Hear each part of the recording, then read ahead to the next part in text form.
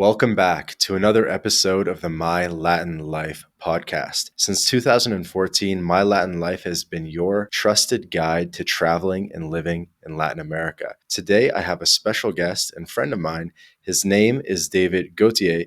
He's an agency owner, a coach, a community cultivator, and he lives in Playa del Carmen, Mexico, where we've hung out many times in the past.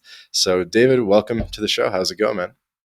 Doing good. I'm actually in Peru at the moment, and I don't know when I'll be going back to Playa, but I'm not officially living there.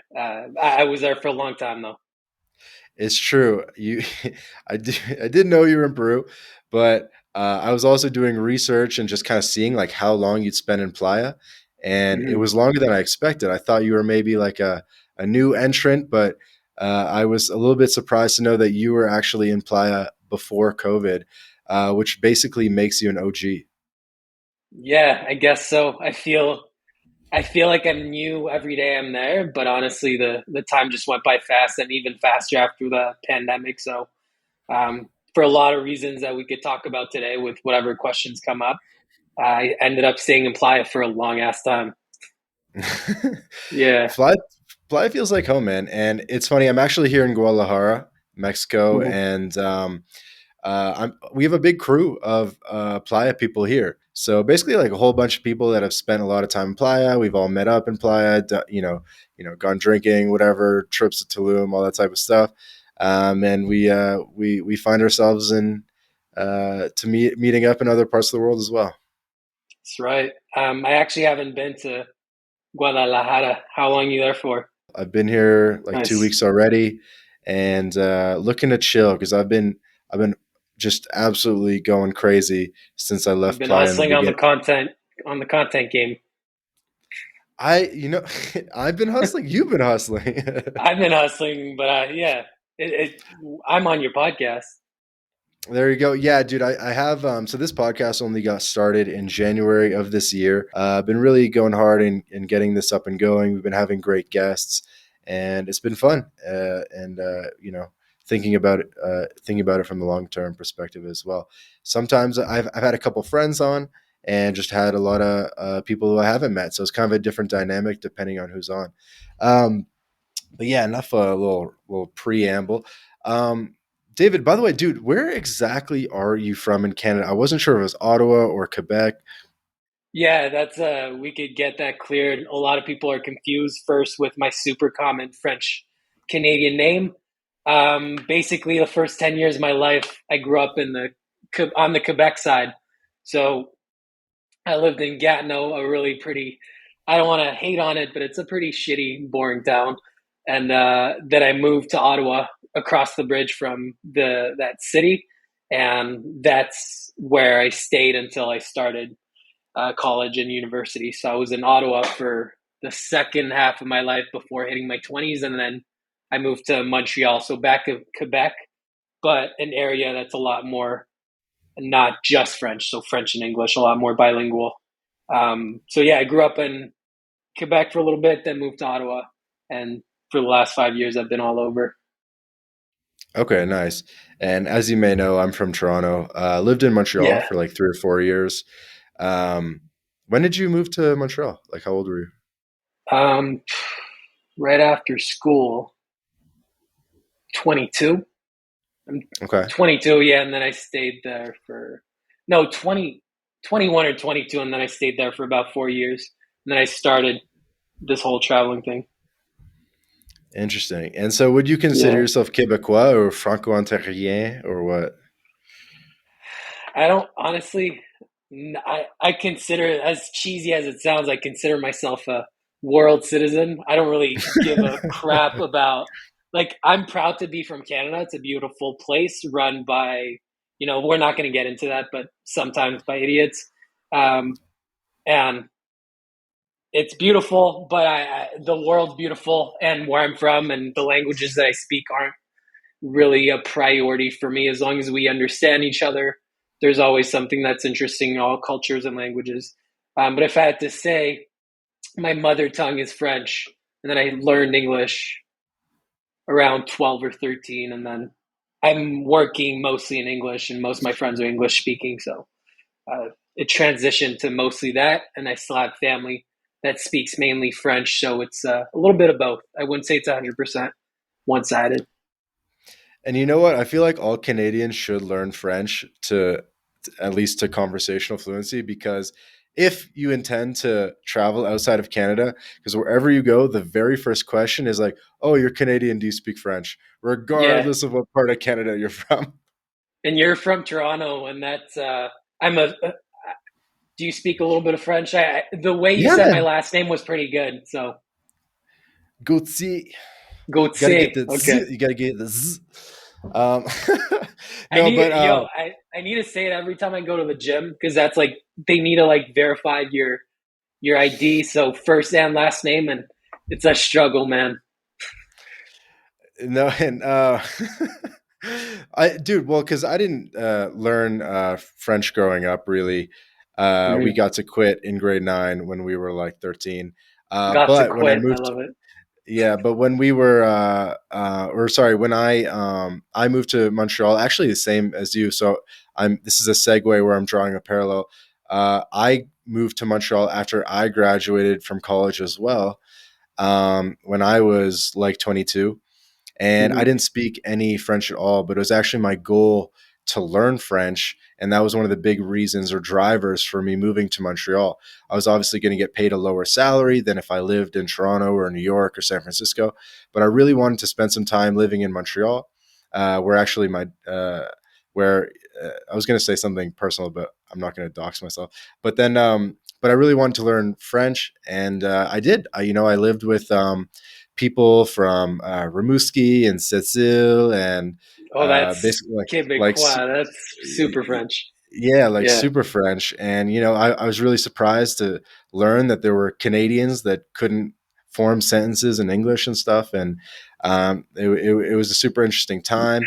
And I part of that was I learned how to learn a language, and then so when it came time to learn Spanish and to learn Portuguese, I already knew how to learn a language. Obviously, they're all Latin languages as well, which really helped in terms of like masculine, feminine, and a lot of the vocabulary and whatnot.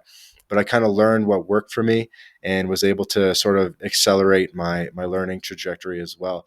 And then another kind of segue is that I guess we both maybe lived in Montreal up until we started our nomadic journey, and both probably around the same age as well, around 26, right? Um, 26. Yeah, 25, 26. About that. Yeah. Yeah. And Yeah, so what did that look that's like? super Like similar. how did you get started? Yeah, I'll try to go as fast as I can because there's a lot that goes into it, and I'd also love to. I know that this is like you're kind of asking me questions, but it'd be cool to connect what you went through and what I went through together and make it a whole Sure, sure. conversation. But so basically, I moved to Montreal and I worked at a bank. I worked at Bank of Montreal and worked in credit, and I was about to go work in investments. And before changing jobs and like kind of upgrading and starting to get paid more and working in investments and just moving up in that ladder, I went to a trip. I went on a trip to Thailand. Really, you probably hear this story a lot. Like, oh, I went to Thailand, great time, blah, blah, blah. It was a great time, and it was a 12-day trip that was nonstop. Um, I was such a pussy back then with street food, and I love it now. Like yeah, it was a great time. But then I came back and I kind of started like I didn't last a week. So to cut it short, when I came back from that trip, I quit my stable, well-paying bank job within a week and sold my shit, my stuff. I don't know if I could swear here. And that's kind of where it started. And then I was kind of trying to figure it out. Started an Upwork profile and figured it out a little bit. I had started an ecom brand that's still alive to this day, by the way. It's just like running on its own. The Um, cacti? yeah, exactly.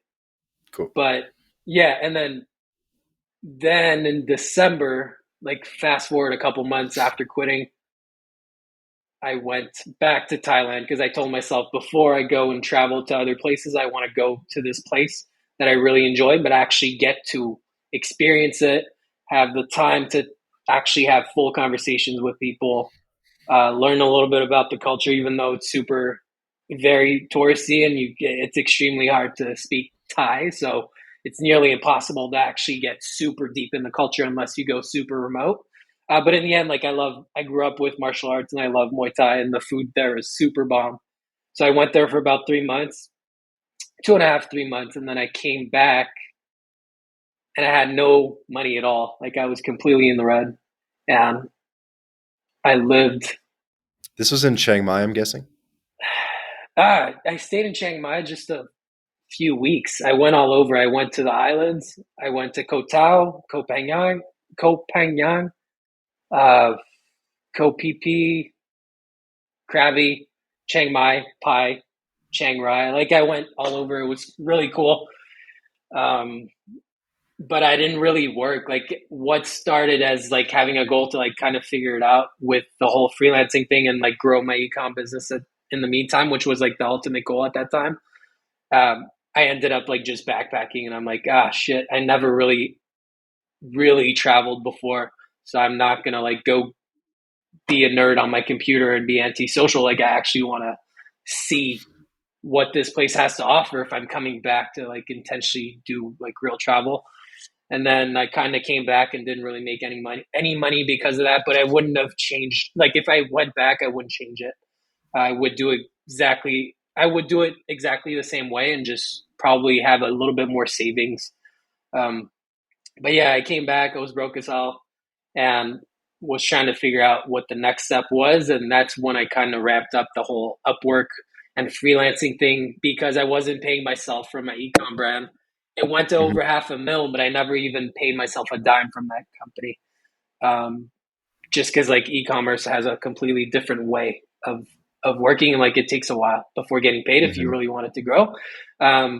So I focused on the freelancing thing to keep supporting my ecom without taking a dime away from it.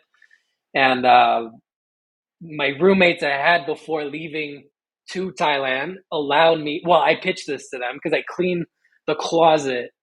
I cleaned the closet in the apartment. It was a big apartment in Montreal. You know, like the vibe. The Montreal apartments have a good vibe for like students and the like travelers, people that are coming from all over the world to They're all study. huge. They're like 3, 4 Yeah, bedrooms, often tall yeah, ceilings, exposed brick walls.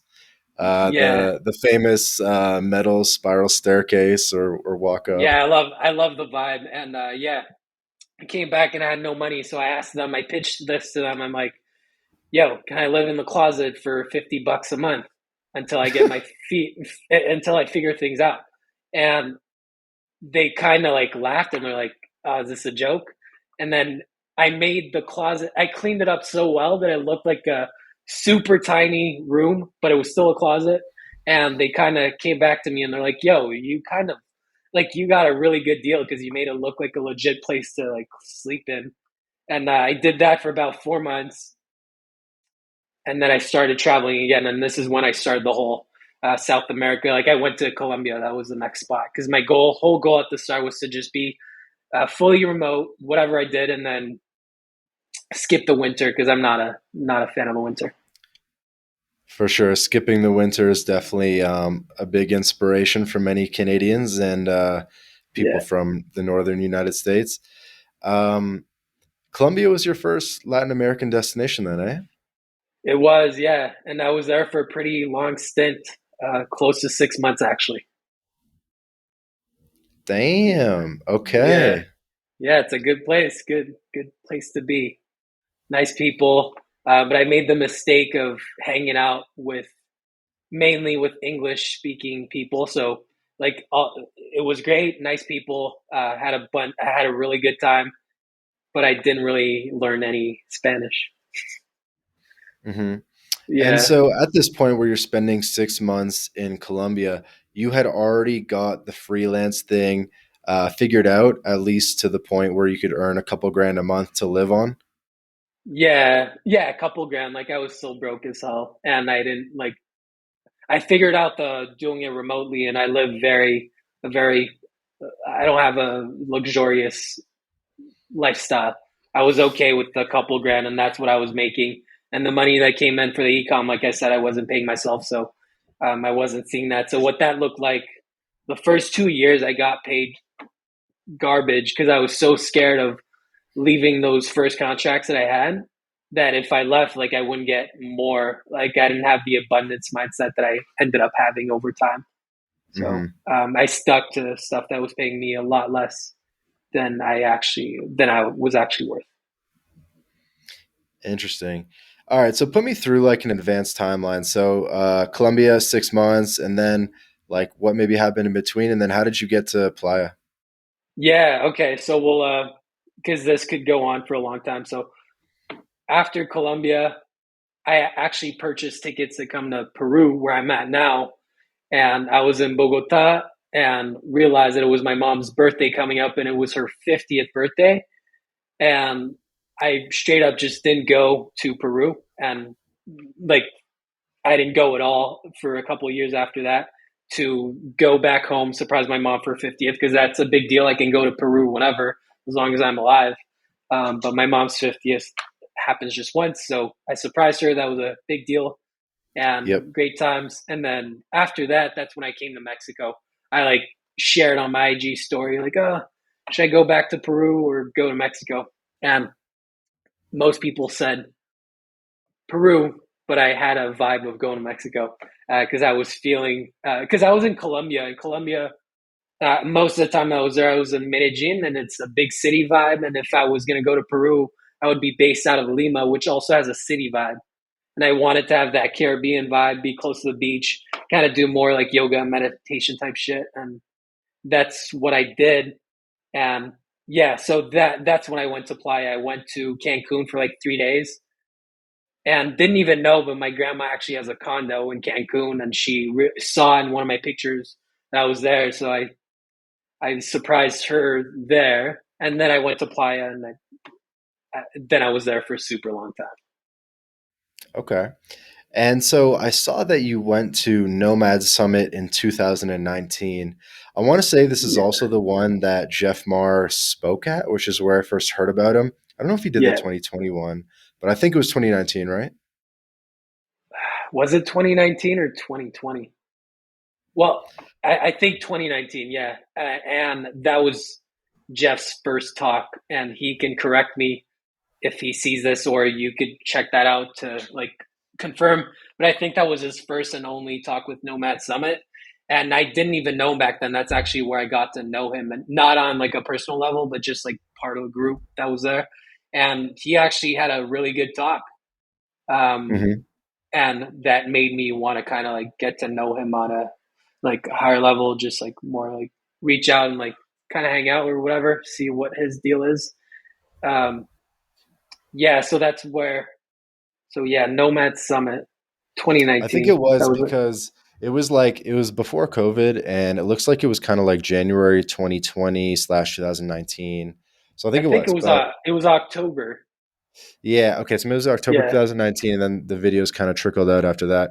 And then Uh-huh. yeah, I guess long story short was that must have been like right around when you got to Playa, and then maybe you discovered the digital nomad community there in Playa and decided, you know what, this is a pretty sick spot. I'm gonna just chill in Playa for a while. You seem to be more like a long term spot kind of guy, or at least like a For several month kind sure. of guy. 100%. Yeah. Uh, at the start, I actually made a video about this. That's funny. Um, at the start, the goal was to travel around and like be a full on digital nomad, go to a different spot every couple months. But I was broke as hell, had a poor mindset, and that made it impossible because I didn't have parents to pay for my shit or like a way to like support that. So at the start, it was because I was broke, and then after that, I realized that being somewhere long term, at least like 3 months. I would say 3 months is a minimum if you want to have any type of routine and like actually made solid connections and friendships. Hmm. 3 to 6 months is a sweet spot. Um, yeah, but over time, I developed the taste for long term, slow travel, and it's much more enjoyable. It's less expensive. It's better for the environment. It's just so much better in so many for so many different reasons. Definitely. So have you based up on that sort of medium term basis in any other places that we haven't mentioned? I just wanted to check. So Colombia, Mexico, Peru, and Thailand. Yeah, those are the four. Other than that, I've done well, Canada and the States, which I don't really count. But Hmm. Canada and the States, that's it. That's the only. Those are the only places I've been, and I don't Hmm. want to be like I don't want to have like a number count. I don't want to have a kill count of the countries I've been to. I'll go to as many as I can over time, and there will be seasons where I'm focused more on the business, which this is currently a season for that, and other seasons where things will be running more smoothly and without needing me there all the time as an operator or like overseeing the day to day. And I'll adventure a lot more, whether the adventure looks like looking at going to other countries and experiencing cultures, or like doing like a crazy like fitness or like experiment thing, because I like going extreme with things. uh, Damn, we got construction in the back, shouldn't be long. It's all good. My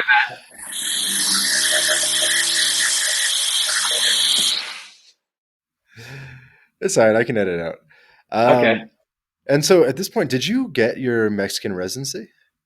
I didn't. I was actually gonna get it, and then I ended up in a solid relationship that wasn't like Tinder to girlfriend to ex girlfriend. It was actually like solid girlfriend material, and I'm actually with her, living with her here.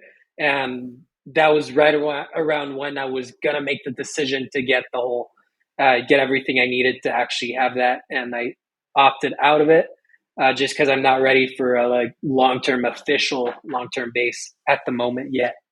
But over time, like we'll see. I love Playa, and it might end up being a situation, a thing that I do. But we'll see. I'm not there yet.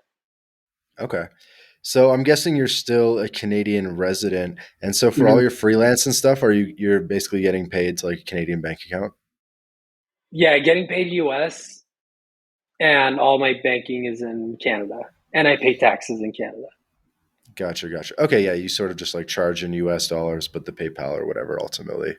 Yeah, exactly. Gotcha, gotcha. I hope it's not Quebec. The taxes. Or like your like province of residence.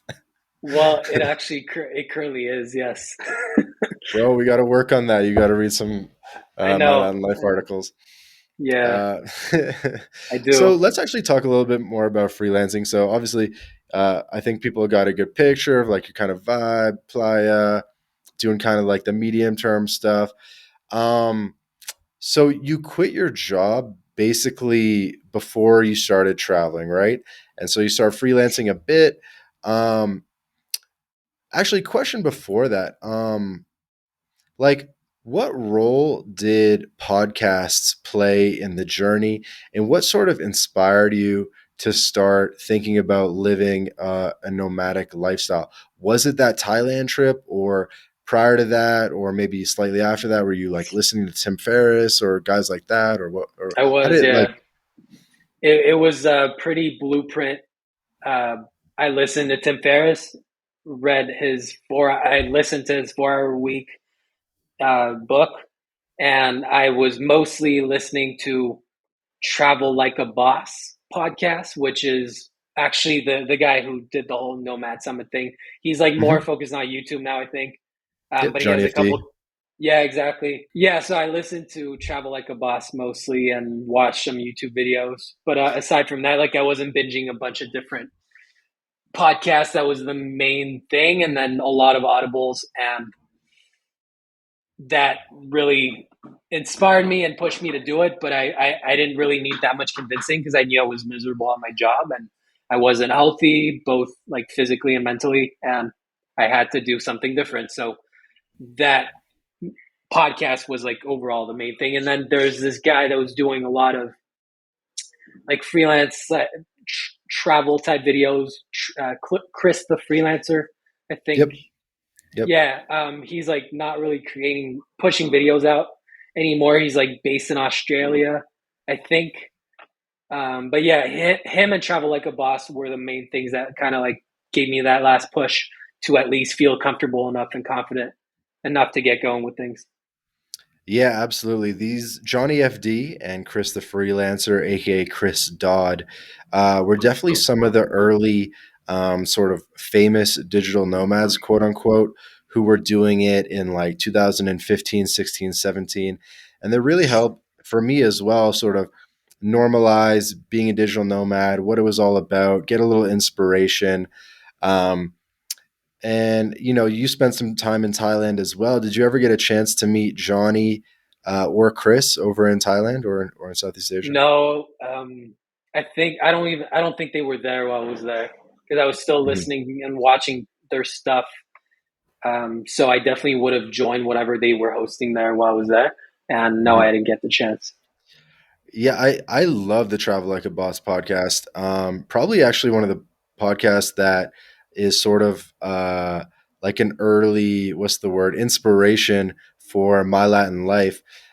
Sort of inspiring people who are maybe thinking about taking the leap into working remote, into changing countries, into lowering their cost of living, into just living a more full life to doing it.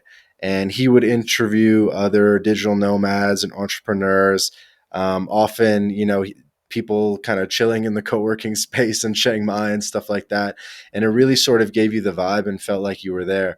I had the Mhm. chance to meet Johnny briefly while he was in Playa del Carmen after the Nomad Summit. He actually came to like a pool party on the roof of my building at one point. Actually, this is a funny story. You'll kind of laugh is I saw that I didn't go to the Nomad Summit, which was held in Cancun. And don't worry about the noise; we'll just kind of work through it. It seems pretty intermittent. Mhm. So the Nomad Summit was held in Cancun, and then Johnny decided to spend like a month in Playa del Carmen after the summit, just to kind of like get to know the town and everything like that. And I saw, and like at one point, he just like posted on his like Instagram story that he was at Green and Fit, which you might know. It's like a salad bar in Playa del Yeah. Carmen, beside Evolve. And so I was like, damn, I'm like a block from there. And he like just posted it. So I just like basically pulled up. I just pulled up on Johnny out of the blue. And I was like, yo, Johnny, what's up, dude? I like love your shit. Blah, blah, blah. And Kate probably came across as like a bit of a crazy fan. And I was like, sorry, bro, I just love your shit. And he was like, no, that's cool, bro. Like, thanks for saying hi. You know what I mean? And then later that night, we had a pool party, like a dope pool party, as we do in Playa on our roof at the city condos. And Johnny just like showed up. And I was like, oh, what's up, dude? And he's like, oh, well, you didn't even need to pull up on me. You were going to see me anyway. That's funny. Yeah. So, and then I Is saw him around Playa a couple times, but I don't really have never really got to like build a real connection with him. But he definitely inspired a lot of people. Yeah, he was there. I don't think he was there for that long. Yeah, a month or two. He did a good job. Okay. Um, so speaking of sort of mentors and stuff, so and sort of Mhm. getting back to the freelancing and what you're doing now, when I look at how you're presenting yourself online, how you got your like Calendly all set up with the form and all that, how you create your stories, how you built your the Facebook group, the 5K freelancer community. Guys, go check out the Facebook group. I'm like, yo, David's like really like doing everything right. Like this guy is not just like doing it like willy nilly. Like you obviously must have some mentors or some people that have sort of shown you how to build an online brand and online business. I must be right on that. So who's like coaching you behind the scenes? Who's coaching the Yeah. coach? Yeah. So it started as not, it wasn't coaching at the start because I actually want to build it up to getting it to the point where it like kind of really started being really structured to make it a bit more interesting. I was living in Colosio, which is a lot more of a local vibe out in Playa, Oh damn. just pretty much out of preference because I really like living in the actual community and not just only with other nomads, which is great too. I went to co-working spaces and stuff, and I get to meet them all the time anyway. But I wanted to have that local vibe, and that's hard in a very tourist spot. Even though it's great, it is one. So I was there, but I started getting really tired of having like shit on the street and a bunch of street dogs and like drunk people at night, like kind of sketchy. So I'm like, Like abandoned that, buildings and stuff. Your rent was probably 1/4 of the price of that it would oh have been. God. It You were was probably like out at like 80th, like Kaye 80 or further. I wasn't that far actually. I was 50 and Which is 50 and right starting to gentrify. 50 and like yeah, 50 but close to the bridge, not 50 and close to the fifth. True. So that it's a huge difference. Like a couple blocks are such a big difference in like the whole vibe and who's hanging out on that street.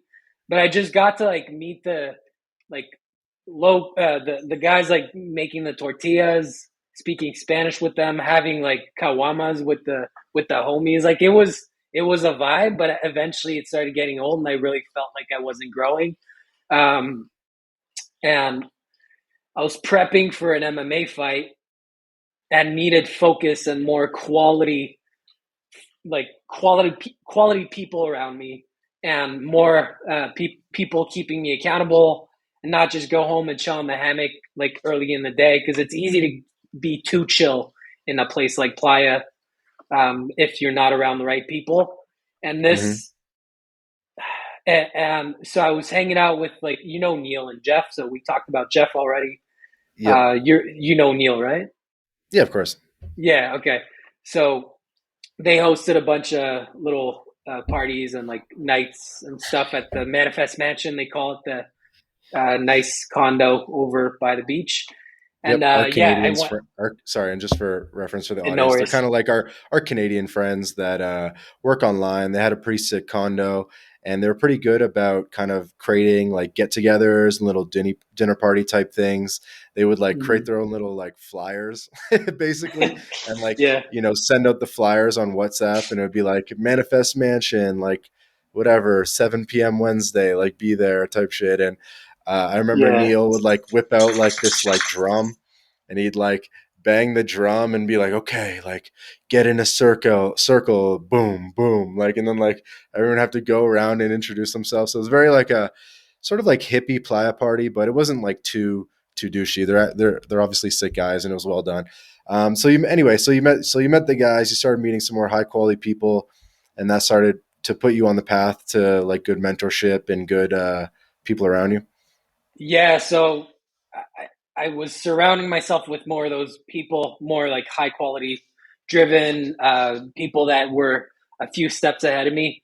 Also was ended up being good friends with Jordan Carroll, who you might know. He's a remote job coach and does a lot. Like he's really big into that community. So like digital nomadism, remote work, and all that. He's been doing that for a couple of years, like 3 years. So yeah, I was hanging out with him a good amount, and then Neil and Jeff were in the picture a lot. A lot of those nights that you just mentioned, and I don't remember exactly how this happened, but I was at the Manifest Mansion, and a guy that was supposed to move in one of the rooms was just like bailed last minute, and then as a joke, just because like I was paying way less at my spot in Colosio, of course, and I wasn't making bank at the time the way things were set up. I still didn't have a really great mindset with all that.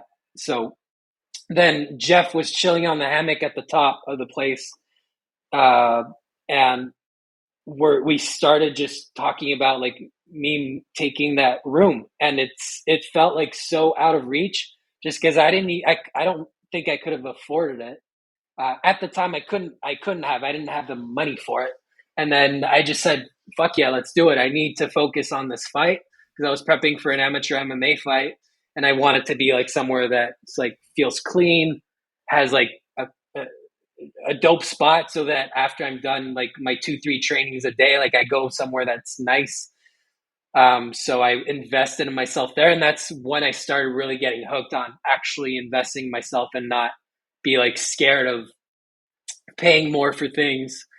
Uh, so I ended up moving there, and I was there for like 6 months, living with Jeff and Neil, and everything grew from there. Like they're super not guru type, like they're not like coaches at all, but they invest in themselves. Like they drop money on masterminds and coaching and all that. So they like pushed me to do that, and without them telling me anything, they just made it seem like shit works, if you allow it to work and you trust the process. So that's kind of what I did. Hmm. And before going super hard on the business stuff, I was already committed to having this fight. And when I do things, I go kind of like I go really hard on it. And at the time, the focus was the fight. So that first thing, the first thing was the fight. Then I got that done. It went good. And then after that, I still had that drive, and everything like blew up on the business side. And living with them, even though we did like we had monthly accountability sessions and all that, but we all had our own things, and we didn't really like it's called Manifest Mansion, but we didn't really have that much accountability. Like we were like pretty chill about it all, but they just made it seem like it's this shit's not as hard as it looks, and it just made me end up attracting a lot more opportunities. And I started charging like four times more, and shit just started snowballing from there. That's awesome. I actually really like how you phrase that it's not as hard as it looks. Yeah, Um, to be fair though, I think they actually were really good for accountability. I mean, they had like a whiteboard up in the main living room, and it literally said like accountability written on it in magic in erasable marker, and then all you guys would have to like write your like goals for like the week or month below it it, was. and Yeah, it was like yeah, call 30 clients and this and that. So yeah. Yeah, but that was monthly, so it wasn't like if I miss like a thing on that board that we set up that I would get badgered every other day. Like it wasn't super extreme, is what I was saying. fair enough. Yeah, you and Jeff must have been able to bond a little bit over fighting because I know he's done an amateur boxing match or two. Yeah, I think he did two or three, and now he's super into jujitsu. I actually like I was doing the whole MMA stuff for a while, and I still do on and off, but it's just not a priority. Um, it was just like a thing that was on my bucket list for a long ass time, so I had to get it done. But then when I was done with the fight, I wanted to keep training, and I kind of like pushed him to start going to jujitsu with me. And at first he wasn't like too sure about it, but now he's going like every day. Still to this day, he's going super consistent. And I'm super pumped to see that, like me mentioning it and then like kind of not dragging him there, but because like he won't do a thing he doesn't want to do for sure. But he he went with me, and then over time I started going less and got more into like lifting again because I was getting sick of being injured, like bruised ribs and fucking like just feeling sore all the time. But he just kept going, and now he's going like every morning at 7 a.m., which is cool. That's awesome. I know a lot of our Yeah. audience and a lot of people that really think about moving to a new city. One of the main considerations is, are there good fighting gyms? Is there good martial arts and stuff? I think you guys were going to the Gracie Jiu-Jitsu studio. Gracie's obviously a big name in that. So there's good studios in Playa, I'm pretty sure. Yeah, so there's I'm an I train MMA, so I'm not like just a jujitsu guy or like a boxer or anything. Um, so I was going to more than one gym. I went to Macacos mainly, so Macacos, and he moves around quite a bit, but his current location looks solid. So I hope that he's there for a while. But I was doing private coaching with him plus the group classes for a long time because he's really affordable. He's a great coach, and he goes. His name's Alan. He goes to your level. So wherever you're at, like he'll make it hard, but not so hard that you're not having a good time. So, yeah, he trained me for my fight. He got me fit again because I got super out of shape during the pandemic, like a lot of people probably did too. Um, but that was the MMA gym. I also did some boxing at boxing camp. That's on Fifth, and they're part of Coco Gym. Like the owners of Coco Gym, they're like connected. And then the jiu-jitsu spot is Gracie. Gracie's it's like they're the OGs of Brazilian jiu-jitsu. And wherever I'm at, if I'm doing jiu-jitsu, if there's a Gracie gym, that's the first one that I'll pick. For sure. And another good spot is CrossFit Fibonacci. If you're into CrossFit, the Yeah. coaches there are like some of the best in the world. They like compete in like big competitions. And actually, I've done it before, and some of the other guys like Steve and Rob that I'm here with in Guadalajara, they've gone as well. So That's close definitely some. to Mamitas, right? Mamitas. Yeah, yeah, it's on that street, 34. That's cool. What about you? Do you do any like fighting, boxing, jiu-jitsu? No, I definitely should. I like obviously I'm in really good shape, and I do like something active every day. But I haven't really done the fighting stuff. I don't know. I'm not super big on getting punched in the head, but like I do It's think not that cool. I I think I should. It's definitely something I want to. It's a skill that's on the list for sure. So you're into CrossFit or just general Uh, fitness? Man, that CrossFit, they work you though. They work you. You come out of there and you're like, I thought I was gonna have a heart attack. But no, I do a little bit of everything, man. Gotta stay busy. Yeah. Here in Guadalajara, just doing like a little gym. It's like 350 pesos per week. I think it's 700 per month.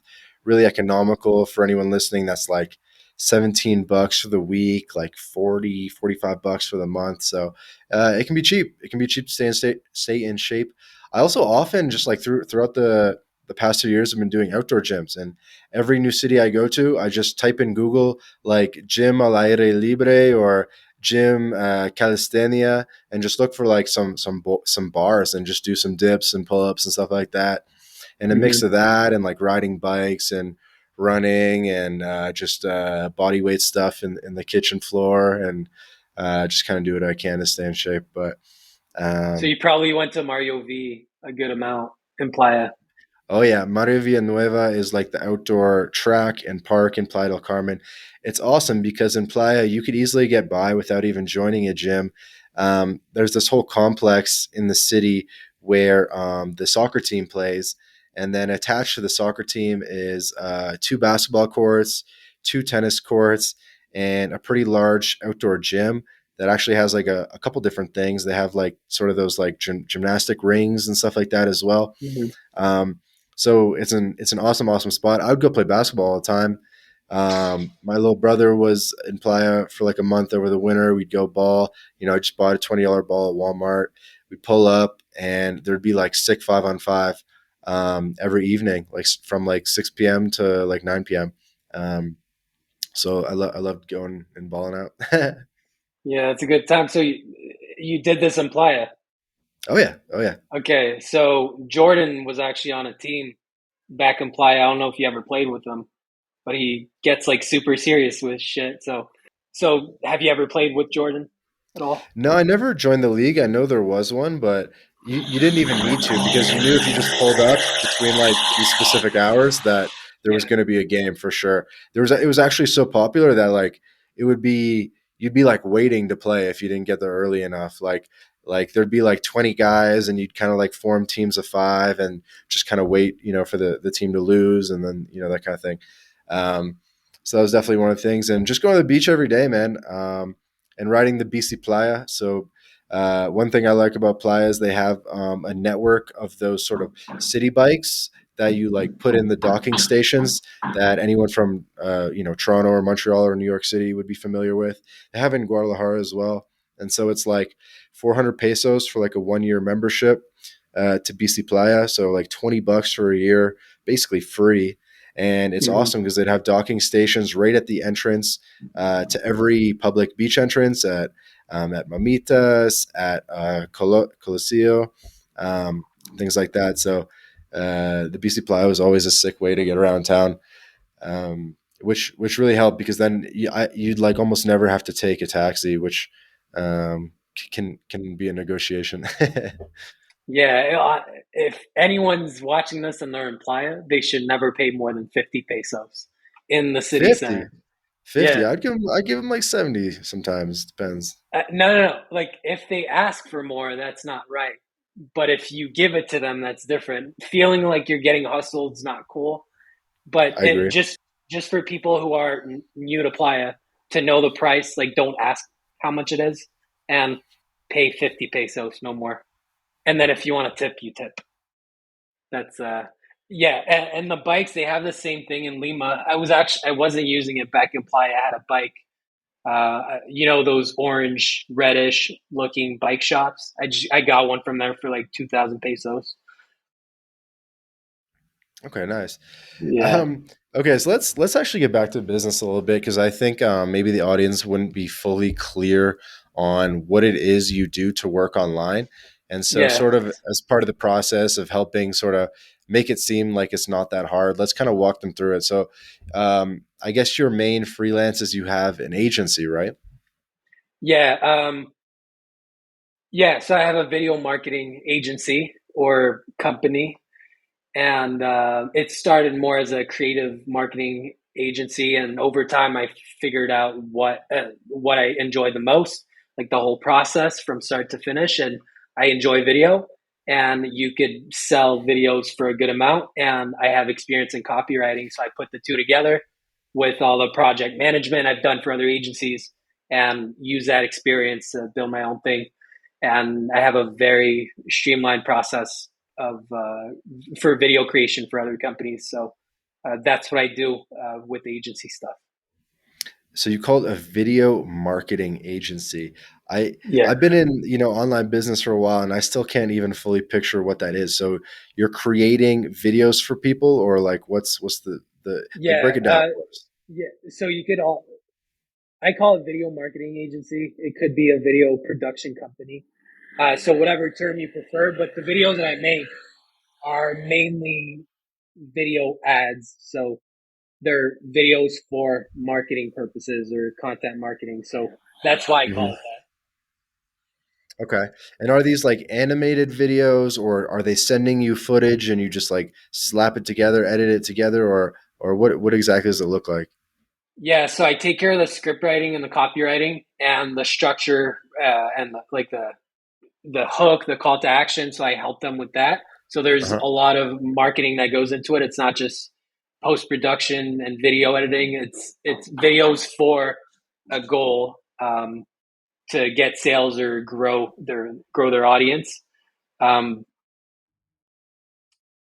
what was the Like, question and exactly? so, like, is someone like in the video? What's like the footage Oh of? yeah, okay. Is it a voiceover and you like pay some guy or you're like, Yeah, so I have voiceover artists that I go to for projects that need voiceover.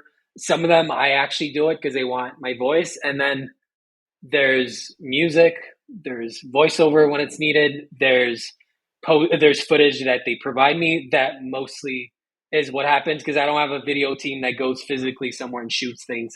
Maybe over time, if I have physical spots, I'll want to do that.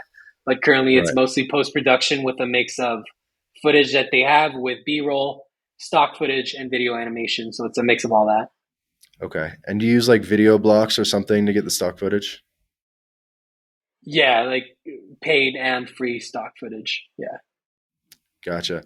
And so, who's like your client avatar, or like where are you getting clients from? What does a client look like? Are they businesses? Are they individuals? Yeah, so it started off mainly on Upwork and just referrals or like my network. And then this guy reached out to me when I first moved into after my fight when I lived at Manifest Mansion and Playa, the place that we talked about earlier with Jeff and Neil. I know you know this, but I'm like bringing it back for people watching. Um, and over time, I niched down to health tech, so health tech companies, because of an executive that reached out to me, saw my profile, not my Upwork profile, didn't even go on the actual profile. He just like contacted me, and then I had a conversation with him.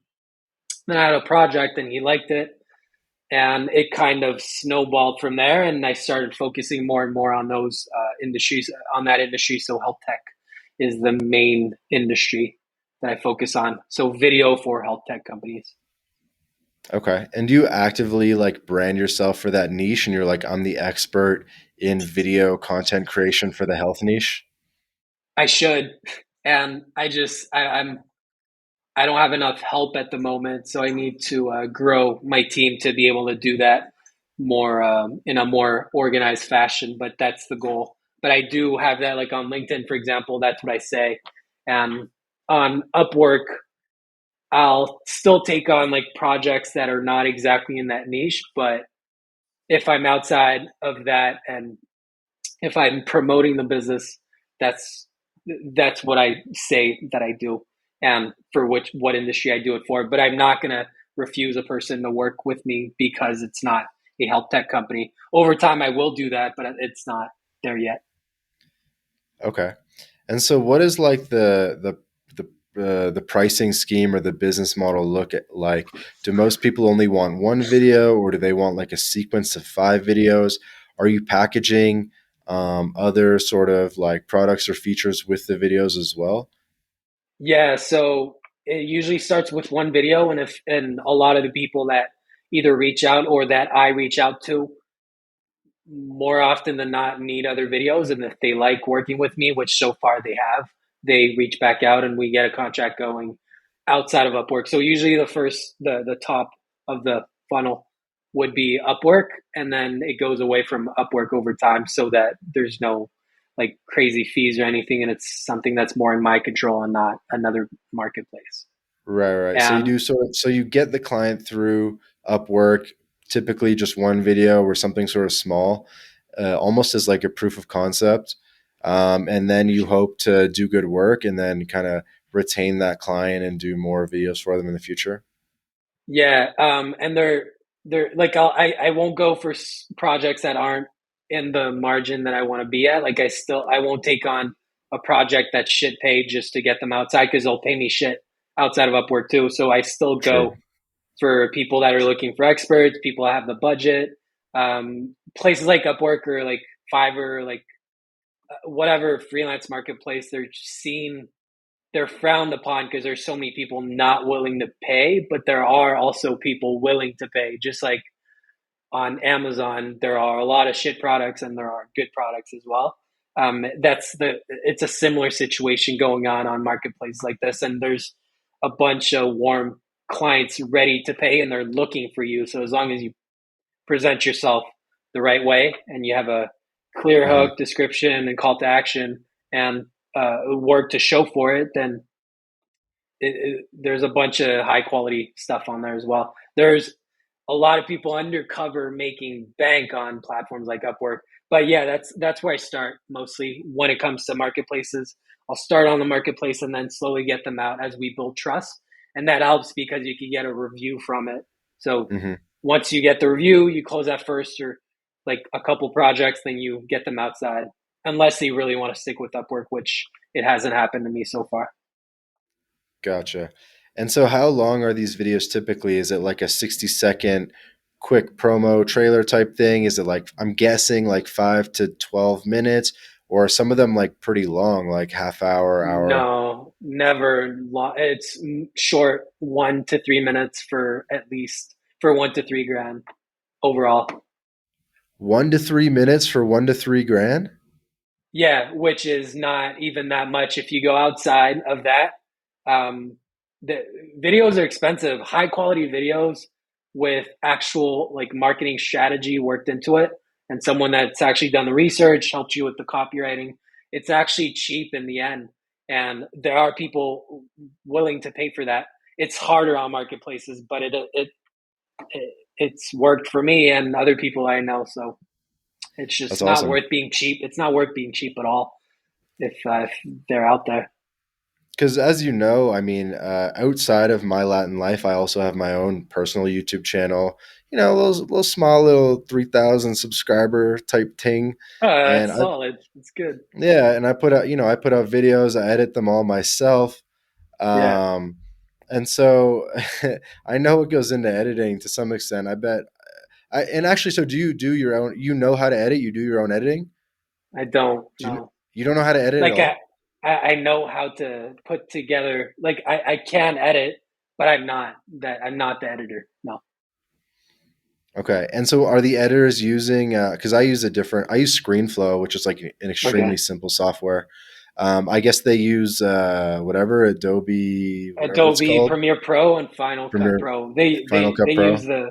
They use the good shit. Not that there's not other good ones, but the tools that they use need to be the tools that I'm going to be marketing to my client. Because even though like I have a whole team and I'm not the one that goes in and geeks out on the video, I still know the whole process and I need to know the tools. And if they have a question, I need to be able to answer it. But I mostly take care of the sales stuff, the mapping out the projects, so the whole process, managing it, and the copywriting. And then sometimes I'll hop in and go and get some footage. But the editing, I have a video editor. Yeah, and I obviously don't mean it in a condescending way. I mean Andrew Carnegie, one of the richest Americans of all time, he said, "I know nothing about the process of making steel. I know how to run a good organization." For sure. Paraphrasing a little bit. So I guess you don't really know how to make steel, quote unquote. Like if all your guys just like got sick and you had a deadline, would you be able to like pump out the video or not at all? Because and the reason I ask is that's actually like inspiration for people because Mm-hmm. they don't even need to like be an expert in the thing. They don't even need to be able to do the thing. They just need to be Yeah. able to kind of like move the pieces around. So yeah, so that was one of the biggest like game changers, other than like surrounding myself with like Jordan, Jeff, Neil, and bunch of other good people in Playa. You included. We haven't hung out that much, but you're part of that circle. Um, it was super crazy for me to see a bunch of people not knowing how to do the thing, but doing the thing and presenting themselves as if they were the expert at the thing. And the reality is, the person who's hiring you, in the end, if they're the right fit, they shouldn't even give a shit that you're whether you're the expert or not. If you can get them to where they want to be, so if you present it that way and you're upfront about the fact that you are not a one man team, then you're still a freelancer. You're just a freelancer that subcontracts. So if someone is building, if let's say you want to buy a house and you really want to build it, then you hire a A construction general company. contractor, and then the general contractor has subcontractors. I get it. I get It's the it. same thing, and yeah. and so you're building systems, and I think before we started recording, you alluded to this a bit, how when it comes to the agency, you've built a lot of systems, so that you can sort of work on the business, not in the business. Have you gotten Yeah. to a point where you're like, are you the closer for all the client calls and stuff, or do you have a sales guy? Yeah, I'm still the closer and I will be for a while. Just because the agency isn't the only thing I'm working on, as you know. I'm doing coaching as well, and currently it's taking a big chunk of my time. And I actually enjoy getting on these calls because when you're doing sales calls the right way, they're conversations like this podcast, this conversation. Like we know what it is, but in the end, if it's good and it goes well if you treat it as a conversation. And it's been the same thing for me in sales. And I'm by no means a sales guru, and I have 1,000 things to learn when it comes to sales. But it's been fun. I don't want to outsource the thing that I have fun with. I actually want to get to know them, and I haven't found the need to outsource it yet. But it will get to the point where where I just can't because I don't have the bandwidth. And when that time comes, I'll look for someone who's better than me, who can close, so that I can focus on higher level stuff. But sales is like it's probably one of the last things that you'll want to outsource. Makes sense. And one or two questions specifically about video editing, just kind of out of personal curiosity. So let's just say I wanted you to make a trailer for the My Latin Life channel. And, I had all the footage. I had some drone shots. I had, me going down a water slide or whatever. And Mm, then I want you to just maybe throw like some epic voice over it from some guy, and it's like, "Welcome to the channel," blah blah blah. It's like yeah. 60 seconds. Probably not even that much text on the screen. How much are you going to charge me for that 1 minute trailer? Or what filtering questions would you ask in order to know what work needs to be complete, and how would that impact the outcome? So I have a video form. I used to like pay for a software. I don't even remember what it was, but I'm using Google Forms to get all my questions answered. And if it's someone that I know, like you, for example, if you need help, it's something that I would consider, but it's not even a discussion I would have if the person's not a right fit. So I probably wouldn't even do that video. I don't really do YouTube videos or intros because usually they're just not in the same budget as what I help people with. Because people, they don't have like 5 grand to spend on videos per month when they go to Upwork. So it's just not the type of videos that I do. But if, yeah. Okay. But so that begs the question. So what makes a good customer, or who is your target customer? Is it people with like brands and they're doing like product launches and it's like athletic shorts or something, or like what's going on? So usually, and I didn't answer your question, by the way. I think you asked like how much, like what that would look like and all that. So a Yeah. video like that, like you could expect, like if you went to Upwork and did the filters the right way, which by the way, I can like give you a bunch of tips on that. Um, you would you'll probably be paying a couple $100 if you want something that's good quality. But if you want voiceover and like music and all that, I'd say like commit to spending up to $500 if we're Okay. just like if we're Okay. just That's like not too bad. freestyling price, and it's not that crazy if you're serious about your channel. It's pretty cheap. Yeah, it's not too bad. I thought you were gonna say like 1,500 at the lowest. So that's not too No, bad. yeah, Okay. no, but just to go back to the last question that you asked, I focus on companies that are either have the budget and I want to work with them, or they're usually established service or product companies that have the budget to pay for, like, just like for example, there's this client that I'm doing a 60-second video for him, and it's a software as a service. Um, it's I think 1,500 for that 160-second video. So it's people that have the budget and that I want to work with. And we had a good conversation. They have the budget, and I sold them the right way. Took them. What helps a lot for like anyone who's like doing this is like show them the whole journey, like the process, what it looks like from the start to finish, and have a timeline for each thing. So to answer your question, like going back to like what if your video editor is sick or like just ghosts, I don't have only one editor, and this is a subcontracting operation, so I make sure that I feed enough of them so that when I need them, they're going to be responsive if one of them flakes last minute. So I never, and in the end, I work with people who are reasonable, and I make sure to have a reasonable timeline. So I always have a lot of wiggle room to make sure that even if that happens, there's I'm never completely shit out of luck. Okay. So what does that like product timeline or customer journey look like when you're setting expectations for a new client?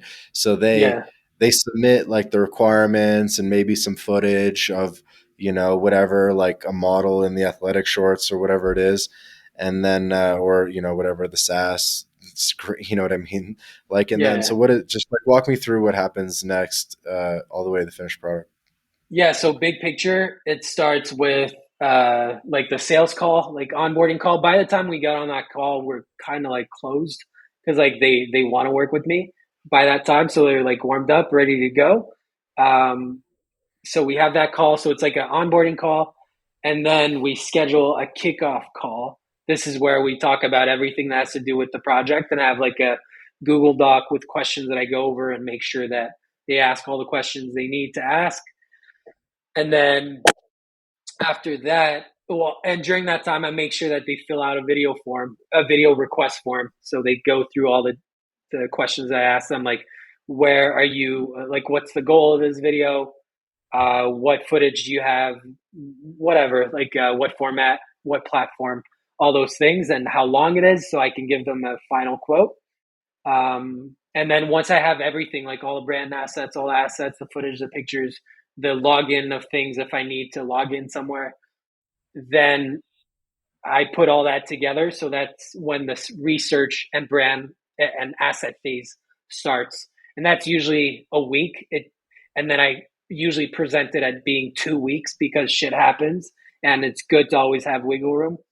And after that, there's the writing phase. So I have all the assets.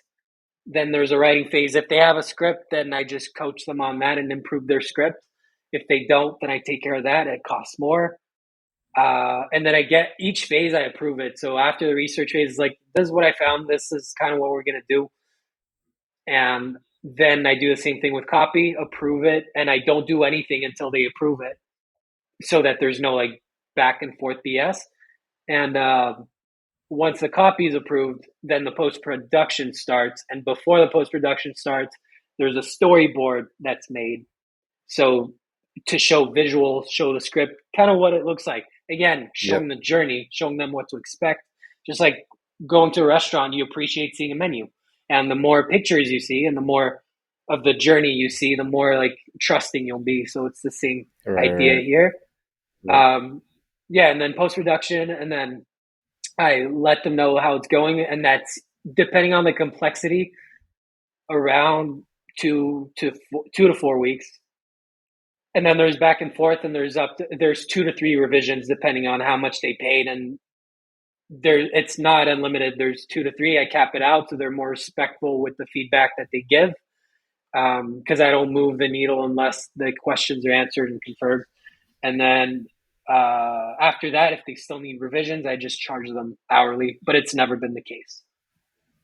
Gotcha. So the editor does like a first draft basically, and then it goes to Mm-hmm. revisions, and the editor like knows that he's gonna have to potentially edit that video, and it'll come Yeah, back to him. And okay, yeah, that's worked in, and I'm like fair with them. I pay them more if there's more revisions, so they have like their little package, and I have like my little agreement with them, and I respect the structure that they have. But some of them are hourly, some of them are fixed price. Usually it's fixed price, and I work in the revisions to make gotcha. sure that it's like it just makes sense. Gotcha. And so I'm guessing you get your video editors also from Upwork and other freelance platforms. Do they typically come from whatever third world countries, or like where do you typically get people from? I actually have a mix. Like I've used people in the UK, people in, because there's a lot of up and coming freelancers, like talent out there that just don't have that like growth or like rich mindset yet, and they're kind of Hmm. they're fearful, but they have a bunch of talent and they're able to do it. So that's the beauty of freelancing. It's a never ending loop of talent out there, and yes, you need to always look for them, but if you have a clear system on how to find them, it's not that hard. But some of them, yes, come from third world countries, Philippines, or places like there. I've had people in the Philippines, people in Colombia, people in Mexico. Um, I like working with people in either North America or South America because it's like kind of the time zone that I'm in mostly.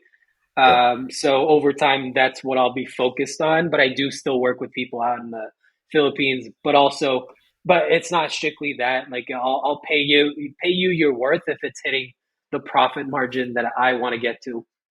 In the end, I want quality because I do charge a premium price, and I'm willing to pay more. But I do also have like some people that are like $5 an hour, and they're doing great work, and it's just because they need that portfolio stuff, and they're not like I'm not gonna tell them like charge me 50 or like $100 an hour. Like that's not for it's not my decision, and that's not for me to tell you to charge people more. I do it on all over social media on a regular basis, and that's a huge passion of mine to like making sure like helping people like charge what they're worth and like all that stuff. But when I go and hire people, like I will pay more when I need to, but if Uh-huh. there's someone that's great and they're a great price, it's a business, you know. No, for sure, for sure. And by the way, I appreciate you going through kind of like the mechanics of the business. Yeah, Well, I promise we'll move on to just some more like lighter hearted questions. And I know you have a bit of a hard stop and only have like 15 minutes left, but um, that's I fine. definitely appreciate. I think that was probably helpful for people to just sort of like get the feel for what an agency looks like behind the scenes. I think I kind of tried to cover like a lot of the whole like acquiring the customers, acquiring the team, and everything like that. So hopefully that's helpful for Hmm. people. And the And by the process, just to like Mhm. wrap it up, sorry, I don't want to cut you off, but the No, go ahead. process is super similar for like any skill, like whether, well, I won't say any skill because I haven't done all the skills out there at all, not even close. But if you're like, especially like in the creative field, like if you're doing graphic design or like copywriting, video, stuff similar to that, the whole process looks very similar. And Mhm. it's not a bad thing to have people on your team to deliver better work and to focus on the bigger picture, and run it more as a business. Some people don't want to do that and they genuinely want to go and edit the video because if they love what they do. But if you don't love it, I hate editing. I love creating, but I hate editing. I love being on like camera and creating stuff and coming up with concepts, ideas, and all that. But the editing itself, fuck that. Um, and you don't need to either. So yeah, just to wrap that up, you can be a copywriter and not be the only writer on your team, even if you're promoting yourself as a freelancer. Yeah, no, 100%. And I've definitely seen the agency model growing in popularity a lot over the past couple of years, um, among entrepreneurs and especially among sort of the location independent crowd and the people who want to sort of start a business, own their own income, work online, work wherever. A lot of people are moving towards the agency model. And like you said, there's a lot of like ways it could be applied. You could be like an SEO agency, copywriting agency, editing agency. So there's really a lot of any like sort of like skill set that needs to be like hammered out, like or like sort of hired out, subcontracted. You just sort of Mm-hmm. create an agency around it, and it's a lot of the same processes in terms of the closing call and the client journey and all that. Yeah. Cool. And also even just like or so you could do the agency or any of the skills, um, are a good way to start working online as well. I think like video editing is actually one of the best skills someone could do to start working online and making money online. Like there's no reason even like a super novice video editor couldn't make 1,000 or 2,000 bucks a month, and boom, right there, you're living in Colombia, you're partying with Latinas. Yeah. I don't want to get in trouble. I have a girlfriend, but I'm with you on that. uh yeah. So did you meet your girlfriend in Playa? I did. Yeah. She was in the circle, the like online entrepreneur, like travel circle that I was at in Playa. And we were like friends for a while. And then it was her birthday, almost a year. In May, it was her birthday last year. And we kind of got drunk and, you know, things things happened from that. Things just unfolded from there. And she's great. And she pushes me to do a lot of, to grow a lot. So it's been really good. And the fact that she travels also and is able to support herself, the kind of relationships I had before that were completely different. And you've lived, you've lived in Mexico, you've lived in Colombia, you kind of know how it is. Um, but it's a different vibe, and it's cool. It's like pushing me to grow, but I still get all the benefits of having a girlfriend at the same time.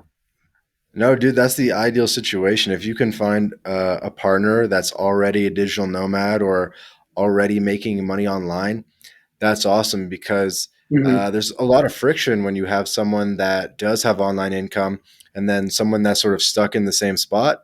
Like, let's just say I meet lots of like lawyers or doctors or people who work in a clothing store. And, Mm-hmm. I would love to just like bring them around the world with me, but it's a bit tough. So Yeah. the dating someone that is location independent is definitely the way to go. Yeah, and also sharing a similar growth mindset because you could there's plenty of remote workers that just want to like work, make what they want to make, but have that 9 to 5 mentality, but it's a remote 9 to 5 mentality, and we both don't want that, so that's been super helpful. Yeah, and David, that's actually a really good segue because you've mentioned before that maybe a couple of years ago you didn't have an abundance mindset. Now you're talking about the growth mindset. And what was sort of the epiphany or the mindset shift that sort of set you in a better direction? A couple things: moving into a place that was a lot more expensive and nice made me want to have nicer things. Uh, a little bit before that, I did. I went to an ayahuasca ceremony that gave me a lot of clarity, and just made me be less scared of things. Overall, like whatever it was, like fighting, life, death, people, business, it just made me more open and just like, fuck it. So fuck it, but strategically. And that's the way that I've been living. Even this relationship that I'm in now, it's going great and it's helped me a ton. But I'm like living, I'm not like doing things with fear. Like whatever happens, happens, and I'll be as smart as I can be and strategic. But I'm just like trusting the process more. So going to some spiritual retreats, doing some stuff like ayahuasca, being part of circles that are a lot more growth focused, taking better care of myself, getting a dog. He's just sleeping. I can't wake him up, but Oh, getting a dog he's was been another. running around throughout the episode behind you. A Yeah. Oh, I haven't even seen him. Yeah. little bit, But yeah. yeah, he's been like a huge part of just making me feel just good with what I do. And like, no matter who comes and goes, whether it's friendships, relationships, I have my dog and my family to go back to, and I stick to my beliefs, and it's good. Yeah, and I'll ask you about spiritual retreats because I know Neil's big on it. Sounds like you're Mhm. big on it. The closest I get is going home to Toronto and seeing my family, and that's sort of my time to recharge. But other than that, I just like live insanely fast paced lifestyle, and like not like in a I don't know. Like I don't like do drugs or anything, but like I'm in constant movement. I'm doing shit 24/7. Like there's not a day goes by that I'm not doing an activity. I'm not like doing crazy stuff. You can ask anyone. Like a week in my life is like a year in anyone else's life. And I kind of So feel like maybe I should do like a spiritual retreat and take a breath. well, I'm not going to say that you should, because like it's definitely not for everyone. And spiritual retreat can literally be putting earbuds on and like having calm, like the meditation app, and just sitting on the couch and like meditating. Like it's not like what people make it seem, because in the end it goes back to like we're like not that important, and whatever you do, it goes back to hard work, and like you're just, this is like just a temporary thing. So however you want to do it, definitely like doing things that are spiritual, that aren't not just that have things like natural drugs included, can definitely enhance that whole thing and help you see things that you wouldn't see otherwise. But it's not a thing that everyone can handle or wants, and not necessary. But if it's like calling you, I would say it's a great experience, and Yeah, can be very scary at times, but it's worth it, in my opinion.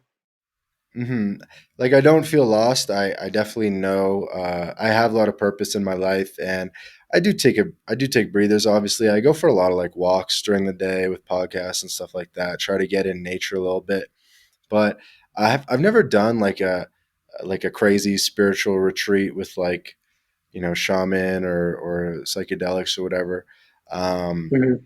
uh, I mean, what? Speak to the people on what that experience would be like. Um, do you want to ask me like can you ask me a bit like a specific question, or what do you Where have want me you to done it? say? Have you done it in Peru or I guess in Mexico as No, well? Or like I don't think I don't think it was it's going to be the last time that I do ayahuasca. I will probably do it again because it was really helpful, but it's not a thing where I'm going to schedule it. It's a you go through a lot, and I did it in Mexico. Actually, I did it in the jungle in Puerto Morelos, so close to, on the way to Cancun. hmm Yeah, and nice. I went there with a couple friends, and I was actually at boxing class, and my friend Jordan, convinced me to do it. And at first, I wasn't sure, but in the end, like I said, yes. And you want me to walk through the journey? That's a completely other episode, bro. Uh, Yeah, I'm not good at asking questions like this, and yeah, no, that's honestly, fine. We could I'm just go with the timeline we have. I could stick around for a few more minutes for sure. But basically, like in a like very quick way to say it, like you just kind of forget like what you like. You don't know that you exist basically, but you're conscious. I don't know. It makes you see the world and things and in a completely different way, and just makes you realize that like we're all one, and we're like unique. Like you're unique, I'm unique, but we all share energy. Us being on this call, being having this conversation, we're sharing energy, and being on that in that circle in the jungle with the music, with the vibes, like it makes it even more intense. And you just see, you're just completely out of it. At least, apparently, it's a different experience every single time. But how I experienced it is that I wasn't me. I was completely out of my body, and I felt like everyone else's energy, but we weren't like individuals. We were just like this one thing. And like music would come and it would get like more intense. There's like I could talk about a lot more, but it was really like scary and fucking beautiful at the same time. And then got out of it and I just couldn't stop smiling. It was super, and had this like feeling of gratefulness, which started this very fast track growth path that helped me really grow everything that was kind of like here, like really not where it should be. And that's because I had all the things to do the things, and I just had to adjust a few things. And that was a thing that really helped for sure. That's awesome, man. Yeah, I think one of the things I've really noticed about you is that your growth trajectory has been really fast, and you've done a lot just even in the past like 6 months or 12 months.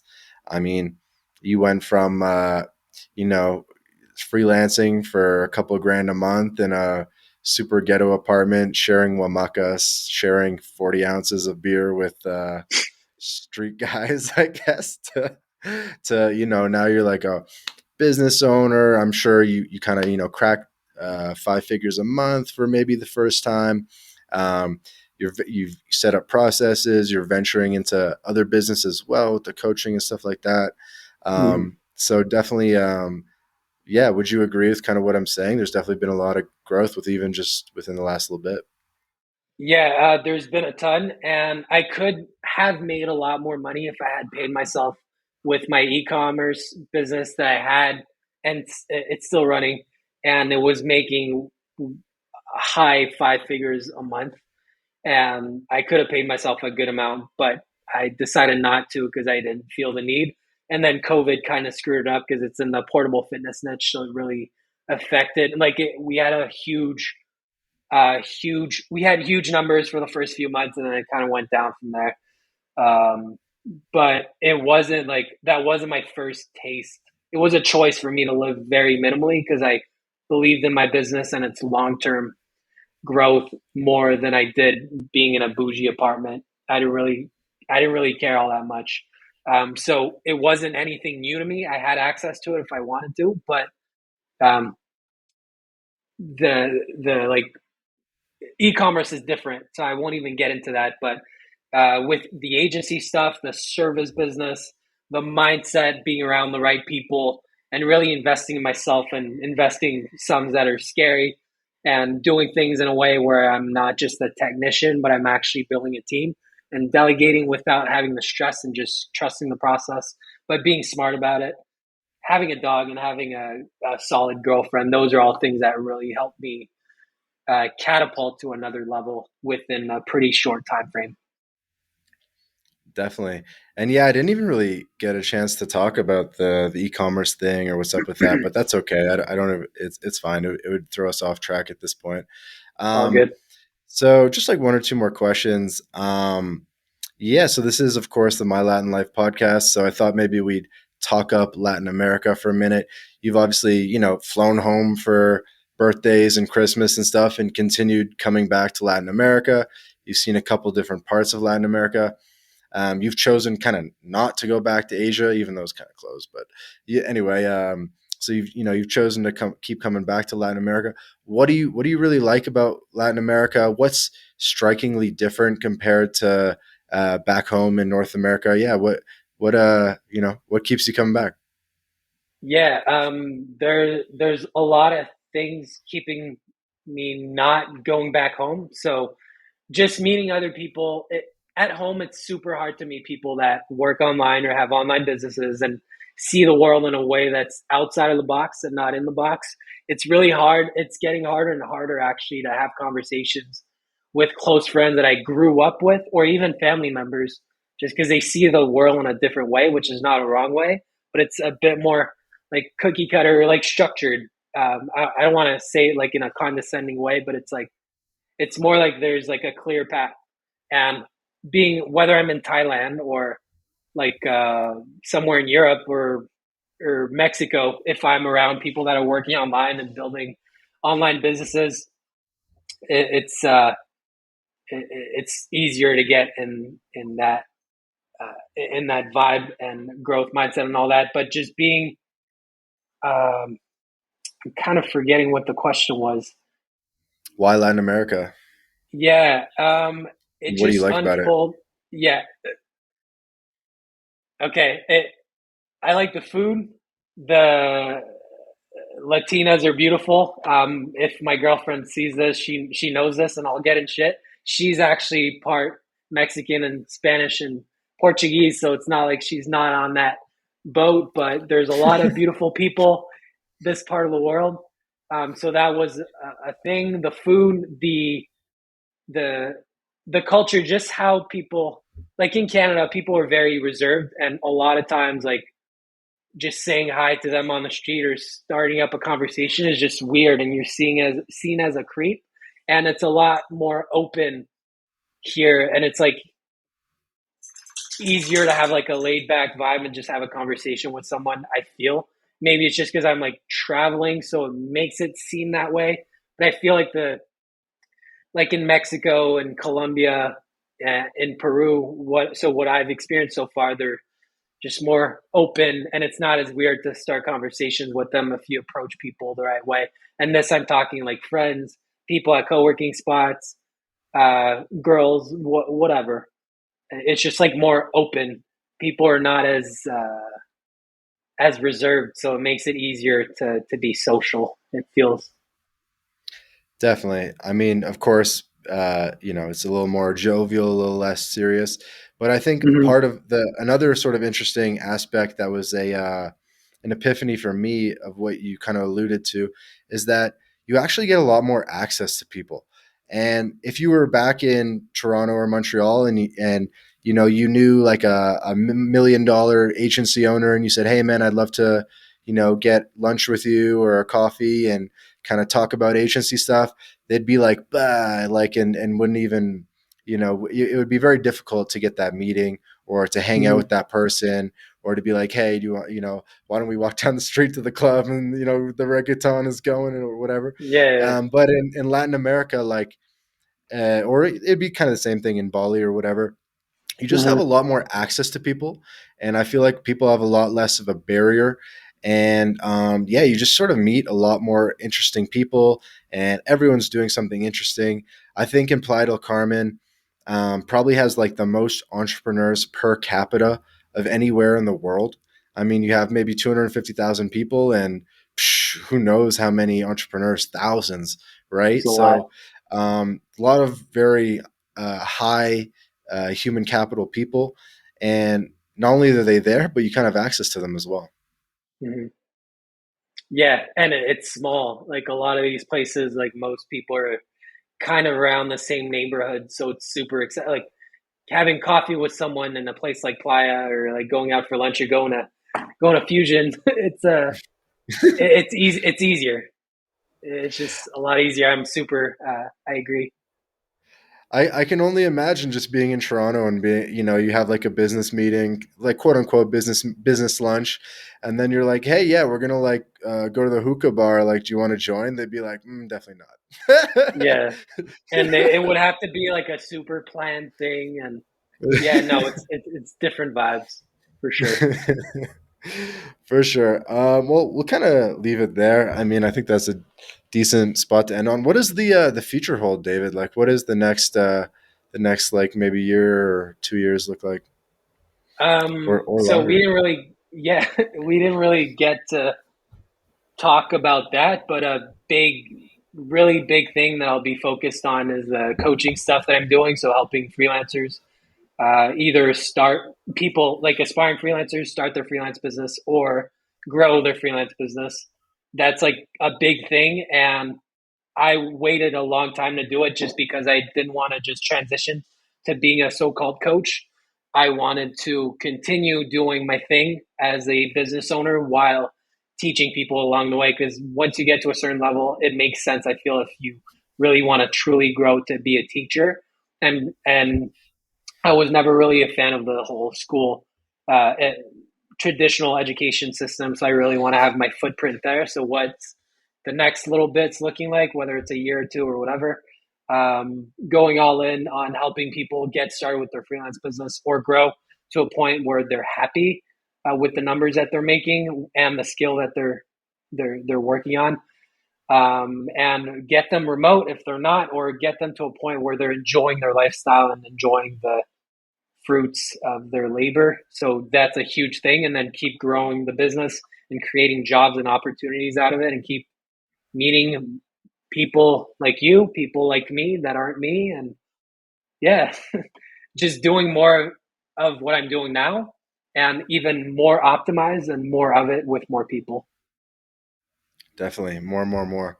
I know the guys here. I'm actually in the co-working space that they kind of belong to, so they kind of invited me out. So that's why I have this little conference room. And one of the things they're actually looking to do to grow their business is they want to acquire agencies, and they want to acquire Facebook ad agencies, Amazon agencies, things like that, and sort of roll them up all together and just sort of like grow that way. And of course, they're looking at agencies where the owner has sort of like extracted themselves from the business, and Mm-hmm. processes are in place so that once you've acquired them, obviously, like the machine is still running. Um, do you aspire to grow into like a large 7+ figure agency, or do you, or what's No. up with that? I want to keep running it to a level where I could just, it, it's going to be part of my education company, which is the coaching that I'm doing, because I'm not doing one-on-one coaching. It's like a legit whole operation with like a lot goes into it, but the whole goal for me is to use it and connect it with this online school that I'm creating out of the coaching that I'm doing, and keep them growing together. And over time, yeah, I won't need to be around, but I want to keep. It's not a thing that I aspire to sell, but it's a thing that I'm building in a way where I can sell it. I've read books like Built to Sell is actually a Built great to book sell. to listen to. Actually, just exactly about what you just talked about, and actually a prerequisite of a criteria is to not need the owner in it. If you need the owner in it, the person who started it, then you can't sell it, especially if it's an agency. Um, yeah, so I don't see it going away because it's a really good tool to have for social proof and for opportunities for the students that are going to be onboarding with on the coaching stuff I'm doing. So it's just it Mhm. goes well together. Definitely. And I'm pretty familiar with like the coaching slash mentorship model. So you're gonna do it in like sort of like a group setting, like group Zoom calls twice a week. Do you have like a video curriculum that they go through?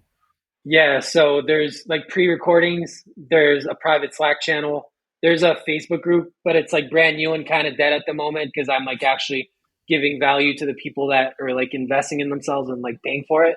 And like I provide, like this, I give a lot of free value on Instagram, and I'll be picking up YouTube again as well. So I do give a lot of free shit, but getting on like a structured thing with like pre-recordings, modules, uh, couple group coaching calls a week, and then access to me on the Slack channel. All that stuff is part of it. Yeah.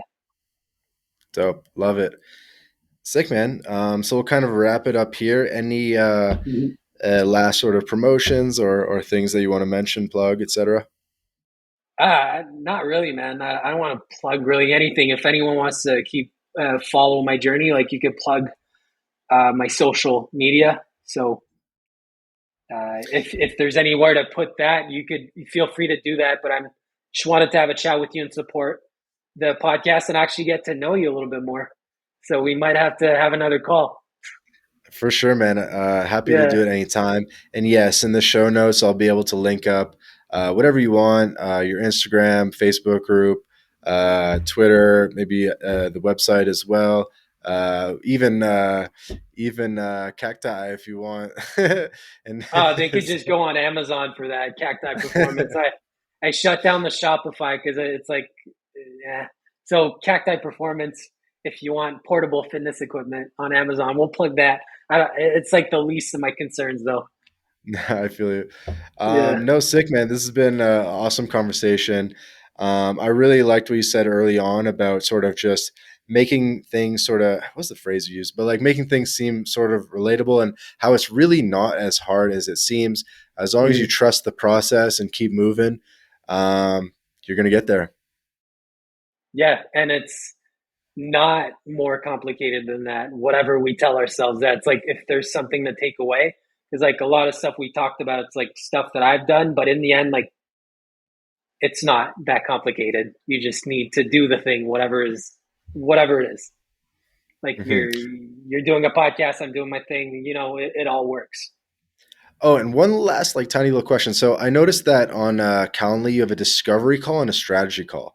What's the Mm-hmm. difference? Is one like a free call where you're trying to like close them, and one of them is like a paid call, or what's the difference? So that's a good reminder for me to get more organized and have clearer titles. But I do have calls that I send my link to potential clients that are not on Upwork. So I have discovery calls with potential agency clients, and then the strategy call is the free strategy call for people who want to potentially work with me in my with my coaching program. So one of them's for my agency, the other one's for my coaching program. It's just not as clear as it should be. Got it. Awesome, man. All good stuff. It's been another episode of the My Latin Life podcast. David Gauthier, thanks for joining, man. This was fun. Happy to be here. It was cool. Really good times. Yep. Gracias, bro. Merci, monga. Talk to you soon. Oh, you got the Quebec accent. Love it. All Ciao. right, bro. We'll talk soon.